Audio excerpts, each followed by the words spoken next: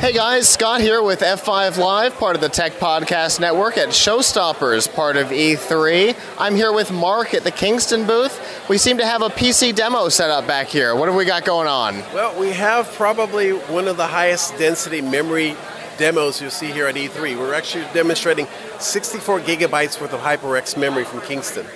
Nice, that's a lot of memory. It's a lot of memory for most of us. I don't think I have that much at home yet, but I would love to have that much memory. Me too. And we appear to be running After Effects, but let's talk about the memory that's actually in the computer. All right, so let me, if you want, I can talk about the memory, and I can also give you a little bit of background on all the other parts in the system. So it's approximately a $3,500 setup at this point. We're looking at a $1,000 Intel processor, and we're using eight gigabyte modules. So we're actually having 8 gigabyte modules, 64 gig, on an Asus Sabertooth X79 motherboard. So pretty high-end, pretty high-scale system. Absolutely, a lot going on. I also see you've got SSDs going on down here. Yes, HyperX SSDs. We're using 2 of them. I'm not rating them in this case. I'm using one of them for the OS and the applications. And the second one is used as more of a caching for After Effects.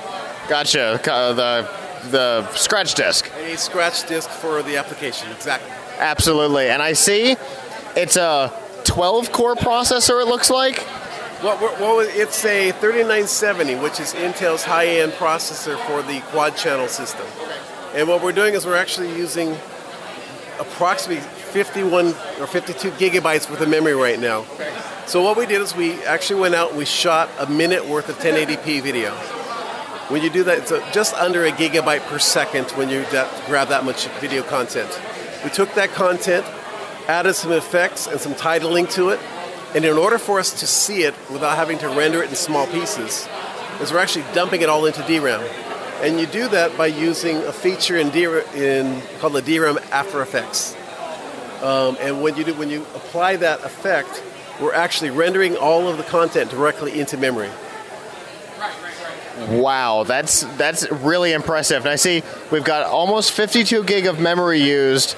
We are rendering a full 1080p with effects, and it's only using 6% CPU, which is pretty impressive. Exactly. So we're basically demonstrating that with today's technology, a high-end semi-pro or professional video guy can take 64 gigabytes and run basically anything. It's really nice when you can take the strain off the processor and put it into the high-performance RAM. Absolutely, and the heat, you don't have any heat or any kind of issues that you typically have with something like that, so it's perfect. Absolutely. Well, I really appreciate you taking the time and showing me a system that would make my job easier, so that is always a bonus for me. Anytime. Really appreciate you coming by. Thanks for stopping by Kingston. Thank you.